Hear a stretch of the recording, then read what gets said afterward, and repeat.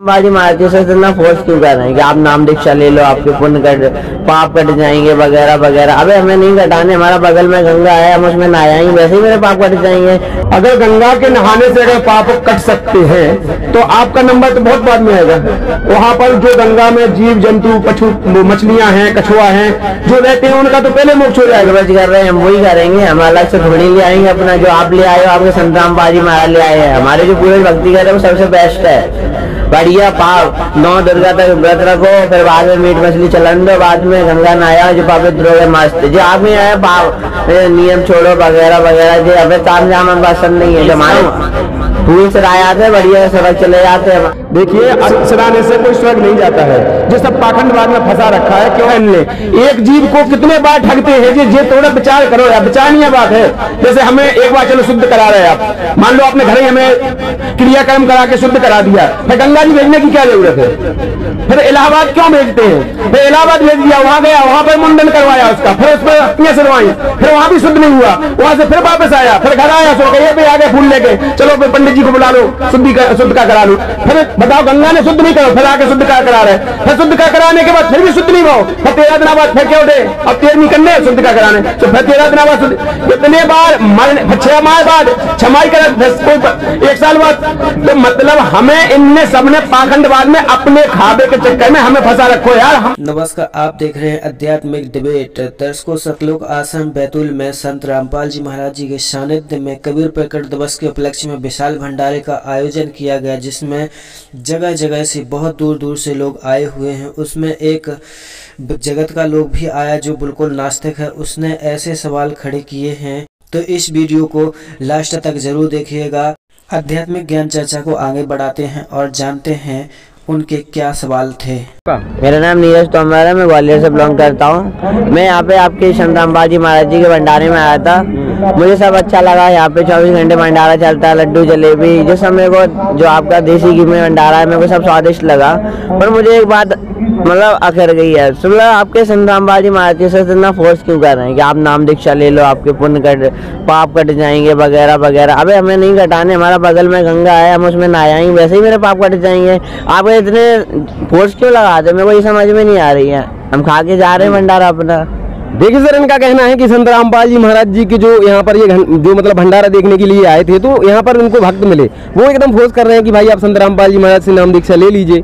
तो उनका कहना है कि हम नाम दीक्षा क्यों लें भैया, हम अगर कोई पाप हो जाता है तो गंगा में नहा आओ, पाप धुल जाते हैं। इस विषय में आप लोग क्या कहेंगे? देखिए सर, पहले तो मैं अपना नाम बता दूं, मेरा नाम है हेमंत दास, मैं निवाड़ी जिले से बिलोंग करता हूँ।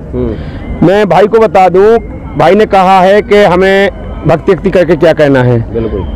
और हमें अगर लगता है कि हमें कोई पाप हो गए हैं, जैसे कभी लगता है तो हम गंगा में नहा लेते हैं, पास में गंगा है। अगर गंगा के नहाने से अगर पाप कट सकते हैं तो आपका नंबर तो बहुत बाद में आएगा। वहाँ पर जो गंगा में जीव जंतु मछलियां हैं, कछुआ हैं जो रहते हैं, उनका तो पहले मोक्ष हो जाएगा। तो वो पाप थोड़ी करते हैं सर यार। देखिए, यहाँ पर जितने भी जीव हैं सब पाप के कारण ही 84 लाख योनियों में फंसे हुए हैं। जितने भी जीव हैं धरती पे, जो 84 लाख योनियों में जो फंसे हुए हैं, अपने पाप कर्मों के कारण फंसे हुए हैं। क्योंकि जो मनुष्य जीवन है केवल भोग योनि, बाकी सब योनि भोग योनि है। मनुष्य योनि ही एक ऐसी है कि जो कर्म योनि है, जो कर्म करके अपने पापों को काट सकता है, बाकी सब भोग योनि है, वो भोग रहे हैं। तो हम 84 लाख योनियों में भोग करके आज मनुष्य जन्म मिला है, क्योंकि परमात्मा की वाणी है कि 184 भोग के पोपे अटकी आए, अब 100-500 ना पड़े कि फिर 84 जाए। तो हमारा कहना भाई से इसलिए है कि मनुष्य जन्म बड़ी भाग से मिलता है। अपनी रामायण भी इस बात को गवाही दे रही है। रामायण में लिखा है, बड़े भाग मानुष तन पावा, सोरे दोरे लब सब ग्रंथन गावा। जो भी भाई अगर ये समझते हैं कि भक्ति नहीं करना चाहिए, क्या फायदा है इससे, तो बड़े भाग से मनुष्य शरीर मिला है। बाकी जितनी योनि मैंने बताई हैं, जो 84 लाख योनि है, सब भोग योनि है। कर्म योनि है तो केवल मनुष्य योनि कर्म योनि है, और हम कर्म करके मनुष्य योनि में ही अपना कल्याण करा सकते हैं। हम अपने पापों को हल्का कर सकते हैं, मोक्ष पा सकते हैं। तो यहाँ पर रामायण ने बताया है कि बड़े भाग से मनुष्य शरीर मिलता है। यहाँ पर परमात्मा संत रामपाल जी महाराज जी ने भी बताया है कि मानुष जन्म दुर्लभ है, मिले ना बारंबार, और तरबल से पत्ता टूट गिरे बहुत नहीं लगता डाय। मानुष जन्म पाए के नहीं रटे हरि नाम, और जैसे कुआं जल बिना बनवाया क्या काम। कुआं कितना ही सुंदर बना हो, अगर उसमें पानी ना हो तो बेकार है। इसी तरह मनुष्य जीवन है जे बड़े भाग से मिला है। मनुष्य कितना ही शरीर सुंदर हो, और अगर हमने भक्ति नहीं की तो व्यर्थ हो जाएगा। आप जो बोल रहे हो हम मान लेंगे, आप तो कुछ ही बोले जा रहे हो। एक वर्ड पूछा था। और सेकंड चीज, आप तो हमारे गंगा पे उंगली उठा रहे हो सीधी सीधी। हमारे जो अगर हम फूल तैराते अपने पूर्वजों के जो मर जाते हैं तो वो स्वर्ग चले जाते हैं। गंगा इतना पावरफुल है, और तुम तो जीव जंतु कहाँ ये फालतू की चीजें लेके बैठ गए हो।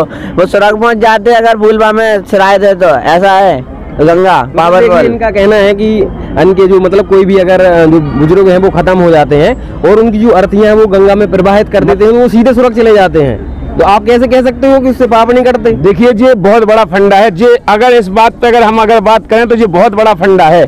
जे हम लोगों को गुमराह कर रखा है। किसने कर रखा? आप किसके कहने से अस्थियां सराने जाते हो?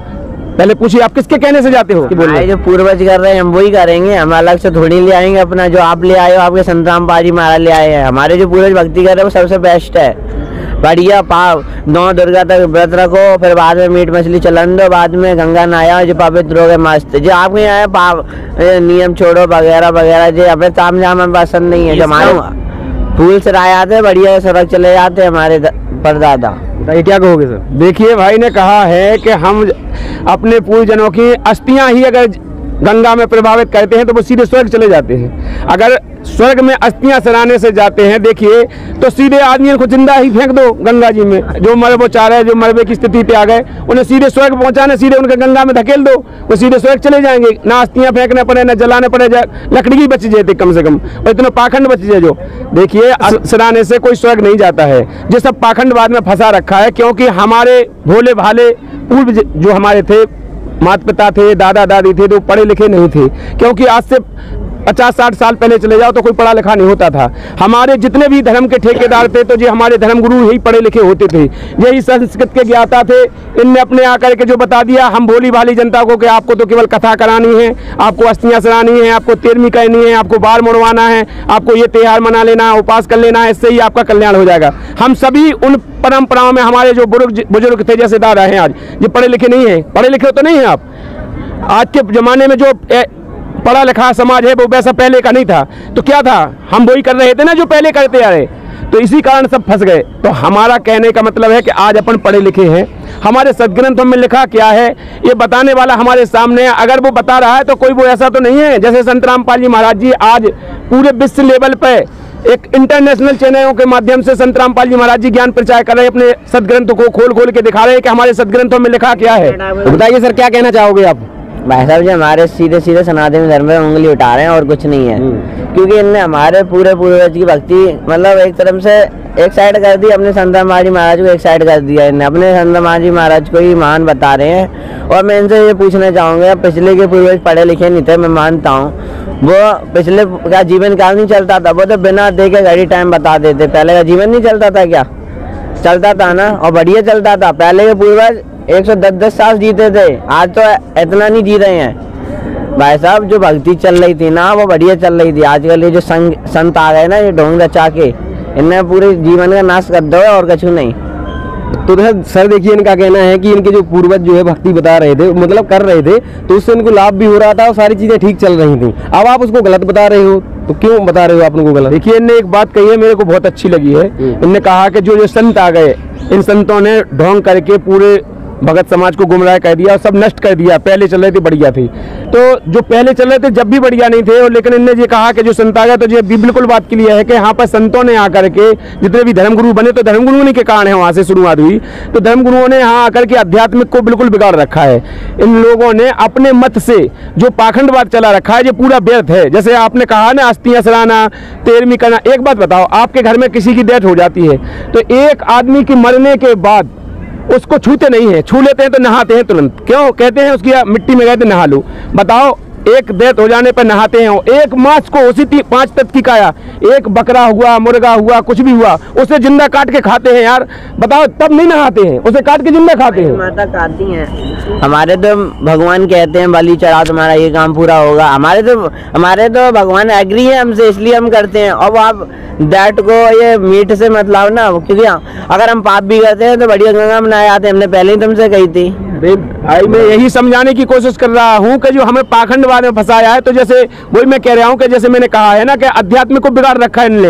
एक जीव को कितने बार ठगते हैं, ये थोड़ा विचार करो यार, विचारणीय बात है। जैसे हमें एक बार चलो शुद्ध करा रहे हैं आप, मान लो आपने घर ही हमें क्रियाक्रम करा के शुद्ध करा दिया, फिर गंगा जी भेजने की क्या जरूरत है? फिर इलाहाबाद क्यों भेजते हैं? फिर इलाहाबाद भेज दिया, वहाँ गया, वहाँ पर मुंडन करवाया उसका, फिर उस पर अस्थियाँ सरवाई, फिर वहाँ भी शुद्ध नहीं हुआ, वहाँ से फिर वापस आया, फिर घर आया, सो ये पे आ गए फूल लेके, चलो फिर पंडित जी को बुला लो, शुद्ध का करा लो। फिर बताओ, गंगा ने शुद्ध नहीं करो, फिर आके शुद्ध का करा रहे, फिर शुद्ध का कराने के बाद फिर भी शुद्ध नहीं भाव, फिर 13 दिन बाद फिर क्या उठे, अब 13वीं करने शुद्ध का कराने, तो फिर 13 दिन बाद शुद्ध, कितने बार मरने, फिर 6 माह बाद छमाई करे, फिर कोई 1 साल बाद। तो मतलब हमें इनने सबने पाखंडवाद में अपने खाबे के चक्कर में हमें फंसा रखो यार, हमारी भक्ति मार्ग को बिगाड़ रखो। जबकि गीता जी में वर्जित बताया है, गीता अध्याय 9 के श्लोक नंबर 25 में स्पष्ट लिखा हुआ है। थोड़ा आप पढ़े लिखे जनरेशन हो, थोड़ा देखो, विचार करो कि गीता जी में लिखा है, गीता अध्याय 9 के श्लोक नंबर 25 में लिखा है, देवताओं को पूजने वाले देवगति को प्राप्त जाने के बाद पुनः जन्म मृत्यु में आते हैं, भूत पूजते हैं, भूत बनते हैं, पितृ पूजते हैं, पितृ बनते हैं। तो जब हम भूतन की पूजा करेंगे, हम पितृ पूजेंगे, तो हम भूत बने कि नहीं बने, पितृ बने कि नहीं बने? ऐसे आपके पुरखा पितृ बन गए, भूत बन गए, तो बाद में वे कह रहे पितृ परेशान कर रहे, फिर उनकी ऐसा कर लो, वैसा कर लो, क्रियाएं कराते रहते हैं। तो आज पढ़ी लिखी समाज है, थोड़ा बहुत अपने ग्रंथों को देखो, इसलिए पढ़ाया है भगवान ने। भगवान ने जब बुद्धि खिलाने नहीं रही थी कि चतुर बन जाओ, चोर बन जाओ, ठग बन जाओ, लूट लो, लूटवे की ज्यादा क्षमता बन जाए। सबसे पहले आदमी का हो पढ़ लिख जाए तो वो जा तलाशत अच्छी से बड़ी नौकरी, कौन सा सबसे बड़ी नौकरी मिल जाए, चज्जे जी में मोटी रकम मिले, मोटी बाप हमें मिल जाए रिश्वत, जिसे हम जल्दी पैसा बन जाए। जी के लाने नहीं पढ़ाओ भगवान ने पढ़ाओ जी के लाने, वो नहीं कर रहे। लेकिन हम अपनी इस शिक्षा से हम चोर बन रहे, अपने आप में चतुर बन रहे। तो परमात्मा ने कहा है, चातुर प्राणी चोर हैं, बाणी चोर कठोर, और सतगुरु धाम ना पहुंचेंगे ये 84 के ढोर, ये तो फिर 84 में चले जाएंगे। हमारी शिक्षा को जो यूज करना, तो भगवान ने शिक्षा ही के लाने दी टाइम पे, कि हर टाइम में प्राइम टाइम है जी, हर टाइम में इस टाइम पे भगवान आता है, और भगवान आकर के वो सद्ज्ञान देकर मोक्ष कराता है। तो शिक्षा इसलिए आई थी, और शिक्षा का उपयोग कर लिया आपने काय में, पाखंड में, दुनिया के ही में फिल्म देख रहे, पढ़ गए, एजुकेटेड हो रहा, जो हो रहा, अश्लीलता फैला रहे, सारी चीजें ये कर रहे, ई के लाने शिक्षा दी थी भगवान ने हमें। अभी आपने देखी सतलोक आश्रम बैतूल में जगत और भगत के बीच आध्यात्मिक ज्ञान चर्चा, यानी कि नास्तिक और आस्तिक के बीच में बहस। तो वीडियो कैसा लगा लाइक कीजिएगा, कमेंट करके जरूर बताइएगा, और चैनल पर नए हो तो सब्सक्राइब भी जरूर कीजिए। जल्द मिलेंगे अगले वीडियो में, तब तक के लिए धन्यवाद।